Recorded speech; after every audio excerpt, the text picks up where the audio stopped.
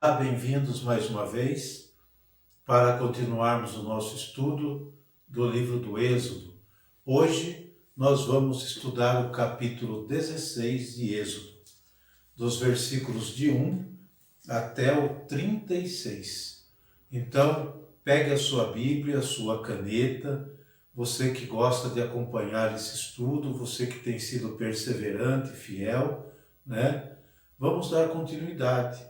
Hoje nós vamos ver sobre o alimento deste povo no deserto, as codornizes e o maná, né, no deserto, que alimenta o povo durante a sua caminhada no deserto.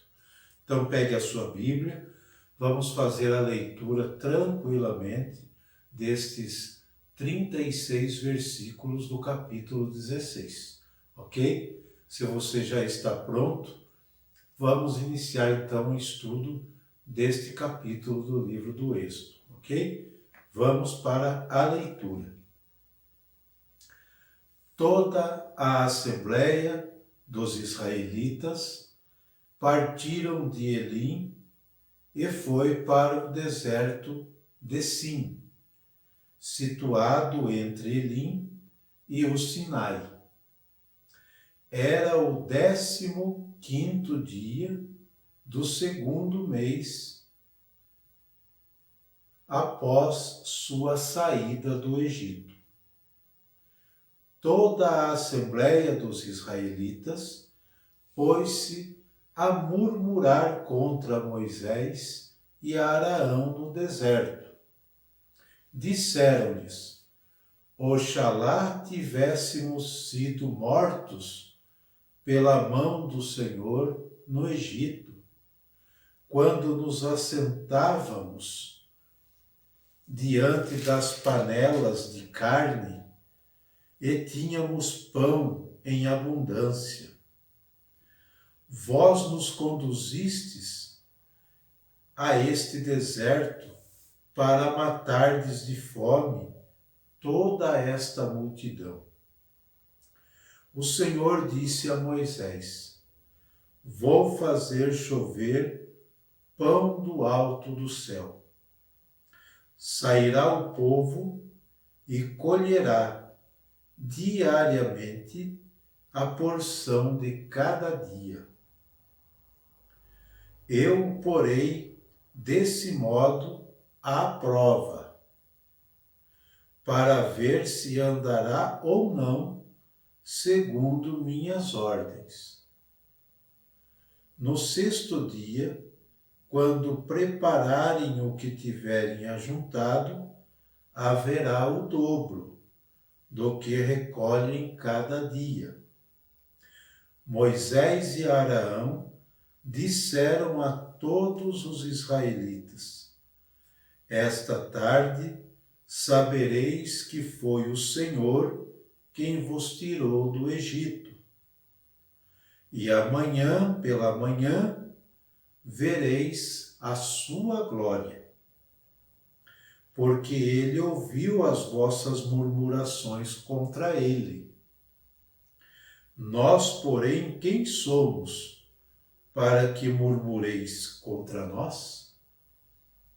Moisés disse: Isso acontecerá quando o Senhor vos der esta tarde carne para comerdes, e amanhã pela manhã pão em abundância, porque ele ouviu as murmurações que proferistes contra ele. Nós, porém, quem somos? Não é contra nós que murmurastes, mas contra o Senhor. Moisés disse a Araão: Dize a toda a assembleia dos israelitas: Apresentai-vos diante do Senhor, porque ele ouviu vossas murmurações. Enquanto Araão falava, a toda a assembleia dos israelitas olharam para o deserto, e eis que apareceu na nuvem a glória do Senhor. E o Senhor disse a Moisés: ouvi as murmurações dos israelitas. Dize-lhes: esta tarde, antes que escureça, comereis carne, e amanhã de manhã vos fartareis de pão, e sabereis que sou o Senhor vosso Deus. À tarde, com efeito, subiram codornizes do horizonte e cobriram o acampamento. E no dia seguinte, pela manhã, havia uma camada de orvalho em torno de todo o acampamento. E tendo evaporado esse orvalho, eis que sobre a superfície do deserto estava uma coisa miúda, granulosa, miúda como a geada sobre a terra. Vendo isso, disseram os filhos de Israel uns aos outros: que é isso? Pois não sabiam o que era. Moisés disse-lhes: este é o pão que o Senhor vos manda para comer. Eis que vos ordena o Senhor: ajunte cada um o quanto lhe for necessário para comer, para aqueles que estão em sua tenda, um gomor por cabeça, segundo o número das pessoas. Assim fizeram os israelitas. Ajuntaram uns mais, outros menos. Mas, quando se media com o gomor, aconteceu o que tinha ajuntado muito, não tinha demais, e ao que tinha ajuntado pouco, não lhe faltava. Cada um havia recolhido segundo a sua necessidade. Moisés disse-lhes: ninguém reserve dele para o dia seguinte. Alguns não o ouviram e guardaram dele até pela manhã.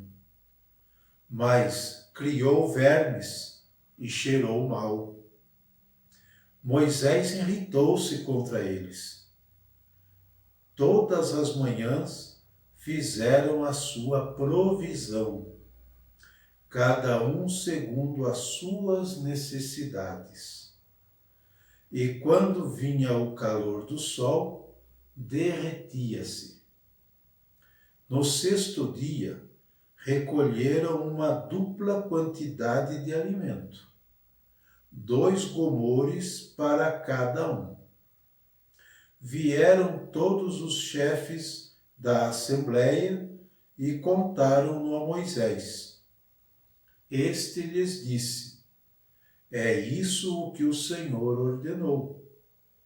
Amanhã é um dia de repouso, o sábado consagrado ao Senhor. Por isso, o que tendes a cozer no forno, cozei-o, e o que tendes a cozer em água, cozei-o. E o que sobrar, ponde-o de lado, até pela manhã. Guardaram-no até o dia seguinte, segundo a ordem de Moisés. E não cheirou mal, nem se acharam vermes nele. Comei-o hoje, disse Moisés, porque é o dia do sábado do Senhor. Hoje não o achareis no campo.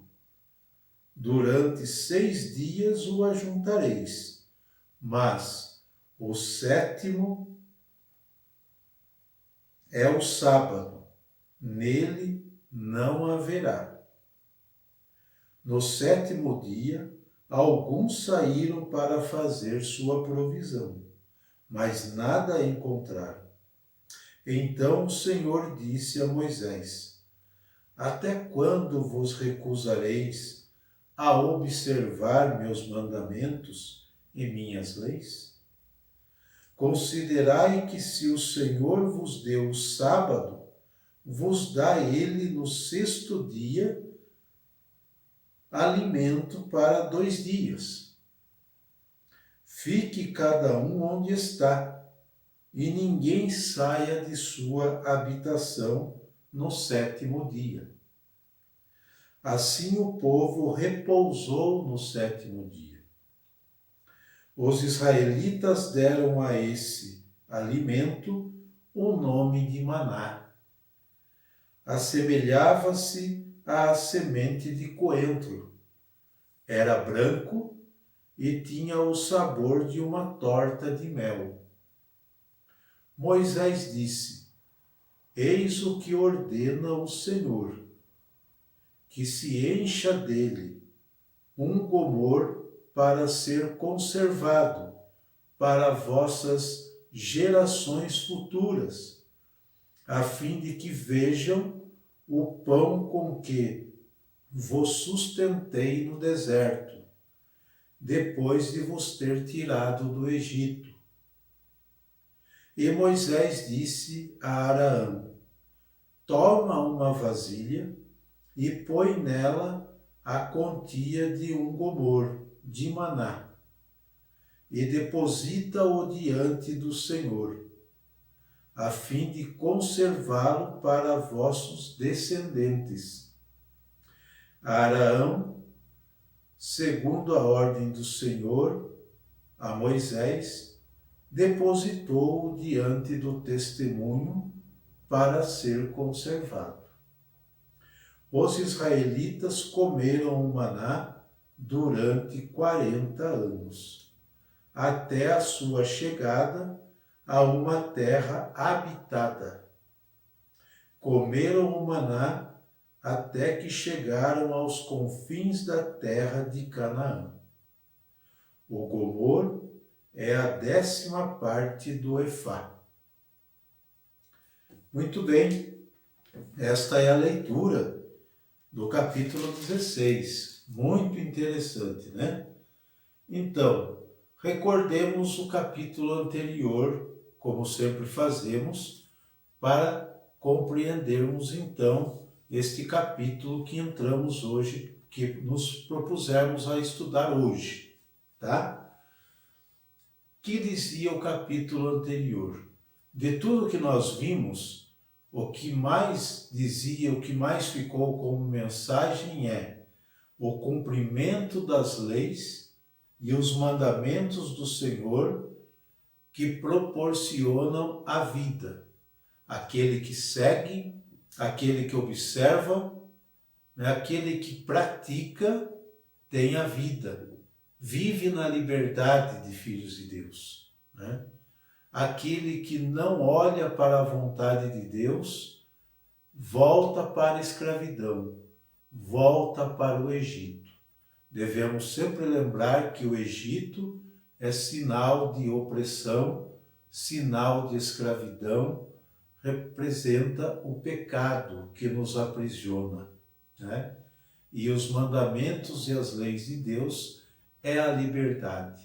Fazer a vontade de Deus, fazer com que se conecte a minha vontade com a vontade de Deus, é viver na liberdade de filhos de Deus. Foi isso que nós vimos no capítulo anterior, tá? E agora nós entramos no capítulo 16, que fala das codornizes e do maná, do pão descido do céu, né? Então, nós vimos aqui no relato que o povo está mais ou menos há 2 meses e meio depois de sair do Egito, no deserto. E o que acontece? Apresenta-se um protesto do povo. Lá vem o povo com as suas murmurações novamente, né? O rigor do deserto, a falta da mínima segurança e a comodidade que deixaram no Egito, versículo 2, parece ser o motivo pelo qual os israelitas dirigem um protesto furioso contra seus líderes, né? No versículo 2, o povo fala assim: olha a audácia do povo, ou o desespero do povo, né? Diante do rigor do deserto, né? Das condições mínimas de sobrevivência e de vida. Toda a assembleia dos israelitas, versículo 2, pôs-se a murmurar contra Moisés e Araão, no deserto. Versículo 3, disseram: oxalá tivéssemos sido mortos pelo Senhor no Egito, quando nos assentávamos diante das panelas de carne e tínhamos pão com abundância. Não importa para o povo estar escravo, o que importa é ter o que comer. Tá? Então, preferiam ficar na escravidão, ficar na opressão, mas ter pão com fartura. Ter o alimento, ter carne com fartura, né? Infelizmente é assim. E é assim até hoje, né? Muitos pensam desta forma, né? Se conformam com a escravidão, porque mesmo escravos têm o que comer. Tem fartura, tem abundância, né? É um comodismo, um conformismo que deve ser excluído da mentalidade humana com o tempo. Ninguém pode viver assim, né? Lutar por liberdade significa lutar para sobreviver também. E o povo não estava acostumado com isso, porque eles tinham. Embora fossem escravos, eles não passavam fome, né? Alguém lhes dava de comer. Mas aqui eles vão ter que prover o seu sustento. Aí começa a mudar a situação do povo. O povo começa a sentir saudades do Egito, saudades do tempo da escravidão, porque lá tinha comodidade, lá tinha conforto. E no deserto não tem nada disso, o deserto é rude, o deserto é lugar de escassez, tem que lutar para a sobrevivência. Então começa a murmuração, e uma murmuração violenta contra os líderes, Moisés e Arão, né? Alguém esperaria que a reação do Senhor diante desta murmuração, contra este motim, vamos dizer assim, do povo, fosse de furor. Deus agiria com o maior furor contra o povo. Mas não foi assim que aconteceu. Ele é Deus. E o furor não está dentro de sua qualidade divina, de sua pessoa divina, né? A resposta de Deus a esse motim, a esta murmuração do povo, é serena e pacífica. É Deus. É Deus. Haverá alimento para todos, né? Todos os dias. Mas não só isso, também haverá algumas disposições, algumas ordens, né? Para ver se o povo as cumpre ou não. Versículo 4. Vamos ver quais são essas disposições e ordens? Versículo 4. O Senhor disse a Moisés: vou fazer chover pão do alto do céu. Sairá o povo e colherá diariamente. Não vai vir de mão beijada. Se quiser comer, vai ter que colher. Vai ter que sair de suas barracas, onde estão acampados no deserto, para colher a provisão diária, para aquele dia, né? A porção de cada dia. Aí a gente já vê a pedagogia de Deus, né? Eu o porei deste modo à prova, para ver se andará ou não segundo as minhas ordens. Então, tem umas disposições, né? Não basta cair o pão do céu.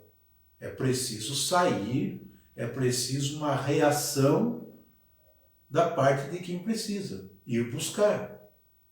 Vai cair? Vai. Mas se não colher, vai ficar com fome. Mas se não colher a provisão para cada dia, vai passar penúria. Essa é a disposição que Deus coloca, para ver se o povo vai formando a sua consciência, né? Vai formando a sua consciência de ir buscar a sua provisão diária. Mas tem algo mais em tudo isso que nós vamos vendo aqui, né? Tem algumas disposições e ordens, como nós vimos no versículo 4. E com efeito, ao menos 4 ordens importantes no contexto do fornecimento da alimentação. Existem 4 ordens importantíssimas neste contexto da alimentação do povo. E nós vamos ver passo a passo essas ordens. São 4, né? 4 ordens muito importantes. Vejamos a primeira. Cada um devia recolher só o que necessitava para comer. Versículo 16. Você pode até ir grifando aí na sua Bíblia. Significa o quê? Isso significa uma justa repartição dos bens. Repartir os bens para que não falte. Tá? Não é dividir. Deus não manda ninguém dividir nada. O que divide acaba. É repartir. Então, a primeira ordem é recolher só o que necessitava para comer. Nada de acúmulo.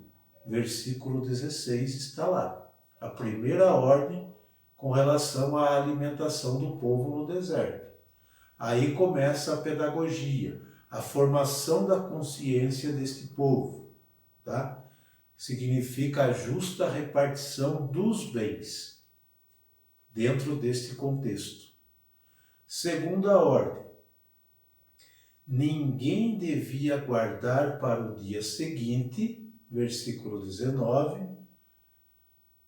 Isso significa o quê? Não guardar para o dia seguinte. Um outro ensinamento dentro deste contexto que muitas vezes a gente não nota. Significa que esse não guardar para o dia seguinte significa ser contra o monopólio. Deus é contra o monopólio, a acumulação de bens e a concentração dos bens em poucas mãos. E não é assim que acontece até os dias de hoje? Uma minoria concentra a maior parte dos bens nas suas próprias mãos e uma grande maioria passa necessidade. Deus é contra esta atitude. E isso está na segunda ordem dentro deste contexto, deste capítulo. É um ensinamento, né? Ninguém deveria guardar para o dia seguinte. Significa ser contra o monopólio, a acumulação de bens e a concentração de bens em poucas mãos, nas mãos de um pequeno grupo. Deus nunca concordou com isso, porque onde se acumula, um pequeno grupo acumula, uma grande quantidade passa necessidade. E é assim até os dias de hoje. Então esse texto é muito atual, tá? Terceira ordem. Reservar o 7º dia da semana como dia de descanso consagrado ao Senhor. Versículo 23 e versículo 29. Você pode grifar aí na sua Bíblia.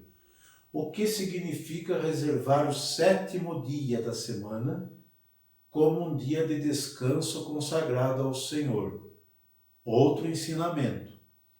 Abro um parênteses aqui e já fecho logo em seguida. Para nós cristãos, muitos de vocês podem falar, mas nós não guardamos mais o sábado. Não, nós somos cristãos. Os cristãos guardam o primeiro dia da semana, que é o domingo, que para nós é o terceiro dia quando Jesus ressuscita. Então, este dia para os cristãos é consagrado ao Senhor. É dia de descanso e consagrado ao Senhor. Naquele tempo do povo da Bíblia, o sétimo dia era o dia consagrado ao Senhor, o sábado. E qual é o ensinamento disso tudo? Qual é a pedagogia que está por detrás deste ensinamento? Vejamos lá. Consagrar o dia de sábado, o sétimo dia de descanso consagrado ao Senhor, significa que previne a desumanização do ser humano. Previne da desumanização do ser humano por exclusiva dedicação ao trabalho.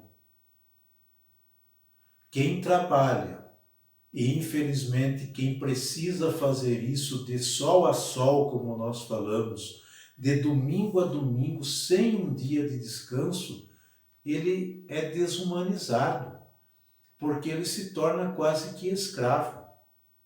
Então, guardar o dia consagrado ao Senhor significa uma pausa no trabalho que traz o sustento para recobrar as forças, as energias, contemplar a natureza, a beleza que Deus fez, que Deus criou. É um dia consagrado a Ele para recomeçar de novo outro dia. É preciso ter um dia semanal de descanso, para não ser desumanizado de sol a sol, de trabalho a trabalho. E, infelizmente, muitos vivem assim. Uns porque precisam. Infelizmente, não ganham o suficiente. Tem que viver de horas, tem que trabalhar a mais para prover o seu sustento. Outros porque querem acumular. Não necessita tanto, mas querem acúmulos, Isso desumaniza. Isso faz com que você deixe de lembrar de Deus. Deixe de ter um dia consagrado ao Senhor. Então, este guardar o sétimo dia, um dia sabático, um dia de sábado, é para o descanso da própria pessoa e, ao mesmo tempo, lembrar de Deus. Que se você tem tudo isso, é Deus que provê. Vocês notaram que no sexto dia que o povo saía, era o trabalho do povo ir colher a provisão diária. No sexto dia Deus mandava em dobro, para guardar para o sétimo dia, para que ninguém trabalhasse. Olha a pedagogia por detrás do texto. Olha o ensinamento. Deus proviu, Deus fez toda a providência para que no sétimo dia o povo repousasse, não precisasse de trabalhar, não precisasse sair. E mesmo assim, alguns teimosinhos, como nós vimos aqui no texto, saíam, até que Moisés perde a paciência. Até que Moisés se irrita com o povo desobediente. Mesmo falando que não haveria necessidade, lá estava o povo procurando o alimento que não tinha no sétimo dia. Então Deus deu uma carga dobrada para prover o sétimo dia, para que ninguém passasse necessidade. Ok? Esse é o ensinamento de guardar o sábado, ou para nós cristãos hoje que guardamos o domingo como dia do Senhor, o dia que Cristo ressuscitou dos mortos. É a nossa fé. Quarta ordem, conservar 2 litros do maná como testemunho para as gerações vindouras. versículo 33. Você pode grifar aí também. Em um contexto de fome, sede e insegurança próprias do deserto, o escritor se vale de algo tão natural como a presença do maná e das codornizes, né? Elas, as codornizes, poderiam ser facilmente capturadas ao regressar depois de um longo percurso vindas da Europa, naquela época, tá? Porque chegavam exaustas à península do Sinai. Mediante esses dados, o relator bíblico, possivelmente pertencente a uma corrente, a um grupo sacerdotal, a uma fonte, né, que escreve, reelabora a antiga tradição já vista, uma outra tradição que escreveu esse texto, né, sobre o alimento milagroso no deserto, e o eleva à categoria de um relato simbólico, tá? Então as codornizes, as codornas, quando elas migravam da Europa até a península do Sinai, elas atravessavam tudo e chegavam exaustas, então caíam no acampamento, então comia-se carne, tá bom? Vamos lembrar aqui que não se trata de voltar a narrar de maneira abrupta os milagres ocorridos no deserto. Não é isso. Recordemos que a corrente sacerdotal, a fonte P, que elabora este relato, está empenhada em um único sentido: reler a história de Israel em um contexto muito semelhante aos dos antigos israelitas no Egito. Ele está relendo essa história do Egito, dos seus antepassados no Egito, num outro contexto que eles estão vivendo. E em sua travessia pelo deserto, ele relê tudo isso. Assim, uma lista de milagres não ia ajudar o israelita do exílio e do pós-exílio a reconstruir a sua fé. Esse texto é relido na Babilônia, quando o povo está exilado. E depois é relido novamente no pós-exílio, quando o povo sai de lá, da Babilônia, e volta para reconstruir de novo a sua terra. Então é relido esse texto. É relembrado como o povo saiu do Egito, como foi a permanência do povo no deserto. É relido à luz de um contexto, de uma realidade, tá? Assim, uma lista de milagres, somente uma lista de milagres, não ia ajudar o israelita do exílio e pós-exílio a reconstruir a sua fé. Não ia. Deveria interpretar esses acontecimentos e encontrar um valor simbólico que o ajudasse no momento a reconstruir a fé e a olhar para o futuro com maior otimismo e esperança. Isso é para isso que serve o texto bíblico, né? Reler a situação atual à luz do passado e projetar o futuro com mais otimismo e esperança, tá? E o mesmo que nós procuramos na atualidade fazer, ok? Não ficar somente no âmbito externo do relato, não só ficar na história do relato, ok? Como o povo humilhado pelo poder babilônico, como eu disse, o povo estava exilado.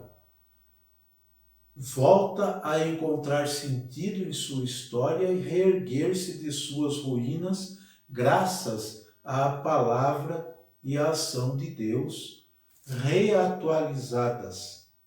Assim também nós devemos fazer. reler dentro do contexto que vivemos esse texto e projetar e animar a nossa fé para o futuro. É assim que o povo vivia, é assim que nós devemos fazer também. Tanto este capítulo como o capítulo 15, versículos de 2 a 27 de Êxodo, e o capítulo 17, versículos de 1 a 7, são textos programáticos. O que é isso? Isto é, vão além da noção do que nos foi ensinado como milagres. Apenas, como milagres apenas. Neles está o projeto de vida. Esses textos mostram para nós um projeto de vida que o povo deve assumir. O caminho da consciência do povo. Tá?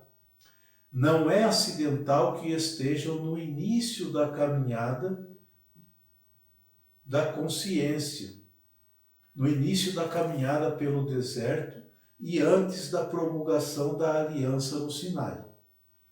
Hoje, esses textos nos ajudam a formar a consciência pessoal e também coletiva, uma vez que também nós marchamos por um deserto na conquista de uma melhor qualidade de vida, de liberdade e de justiça. Nós também marchamos pelos desertos da vida, buscando isso, liberdade, qualidade de vida e justiça. Né? Embora o deserto real tenha características físicas, aqui traz também um valor simbólico, né? De um espaço e um tempo nos quais a mentalidade do escravo do Egito deve desaparecer. Aqui no deserto simbólico é para desaparecer a mentalidade de escravo do Egito para dar lugar a um novo ser, a uma nova forma de pensar, uma nova criatura, cuja consciência e mentalidade terão de formar-se de acordo com a lei do Senhor. Não se trata de uma mudança de patrão, né?